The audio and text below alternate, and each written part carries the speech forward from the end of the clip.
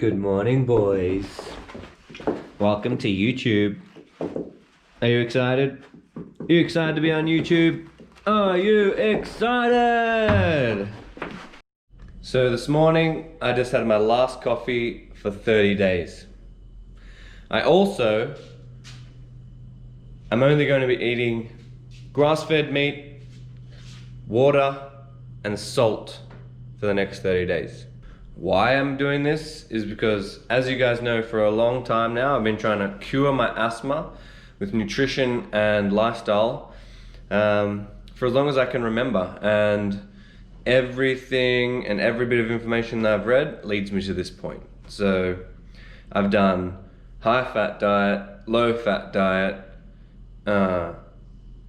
all these different types of diets. Fasting, intermittent fasting, extended fasting, you name it, I've pretty much tried it, and with varying results, but pretty much I've never quite gotten to where I think I should be able to get to, and that's eliminating asthma. I know that it's one of those things, that autoimmune disease, and they're considered chronic. You're always going to have it, and a lot of people would consider where I've gotten my asthma management to as a really big success. So over the past few years, my lifetime essentially, I've been able to get myself down to the lowest dose of preventatives that you can have for asthma. It's a children's inhaler, and only have one dose of that a day, whereas most people would probably have like 4, 2 in the morning and 2 at night. I have 1 in the morning, and that's it.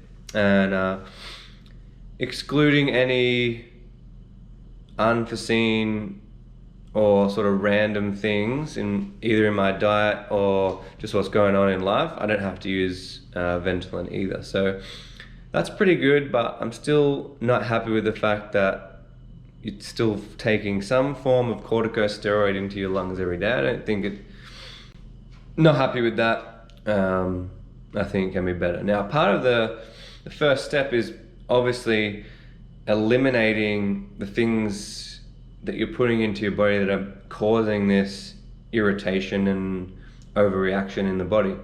So you're obviously hypersensitive when you're asthmatic. So say a deodorant or cold weather or something, which would usually cause someone maybe to get a sneeze or a little bit tight-chested for like a second, will cause the same reaction but greatly intensified, and then will lead to this asthmatic event, which with the overproduction of mucus and stuff like that. So I think that if we can lower those levels down of inflammation, reaction, and irritation, then we have a really good base to start from. From there, we need to allow enough time to go by to retrain or reset those triggers and the overreaction. So the example that I give you guys is, say there's someone who is terrified and has an anxiety attack every time they're about to walk around a corner that they can't see around the corner. And the reason is because for the last 10 years, every time they've walked around a corner, or every second time they've walked around a corner, someone jumps out and scares the shit out of them. So the first step to fixing this would be to be firstly eliminating that person from jumping out and scaring them, and then secondly being mindful of this process that the person's no longer there, and then to relax and then have a practice. Secondly, we need to allow enough time to go by so we can reset that fear response. For example, if we go today, no one jumps around the corner, tomorrow no one jumps around the corner, then the third day, surprise, that person's back, then we're going to trigger that response. It's never going to truly go away, and we're always going to be, even if we reduce the level, we're going to be anticipating that negative response. So we need to go a long period of time to really reset that response. So why I'm doing no coffee and why I'm doing meat, salt, and water only. Coffee, highly debated. I've had coffee, I've been drinking coffee since I can't remember when, but a very long time, since I was young.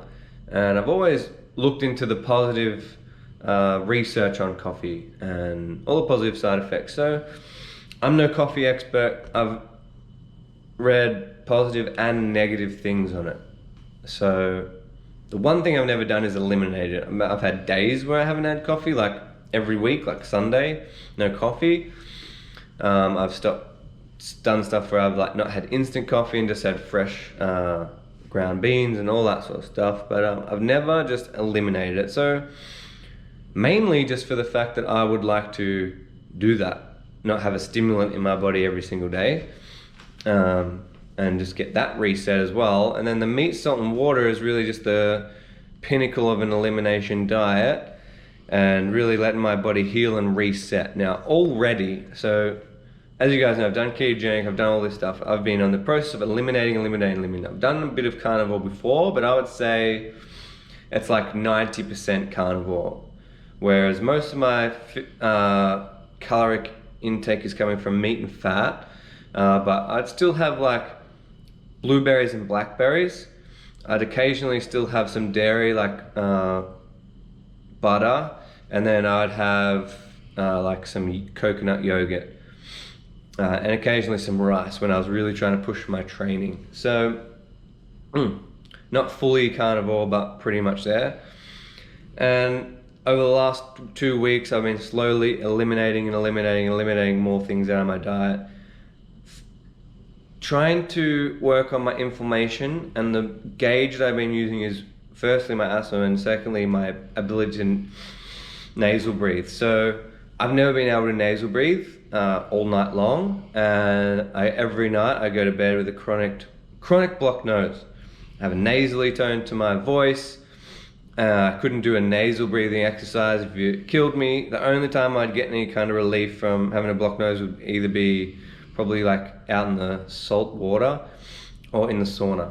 And then sporadically I'd have good days. But so that shows you that it's chronic sinusitis, like rhinitis problems going on. I've used sprays and all that sort of stuff. So about a year ago I stopped using all sprays, and I really thought, no, I'm not fucking doing this for the rest of my life. I need to figure this out because I can't smell half the time and this needs to go away. And I know a lot of people suffer from this chronic rhinitis kind of stuff. So I went through a process of eliminating certain things. Like, is it an allergy to dairy? Is it nuts? Is it vegetables? Is it this plant? Is it that plant?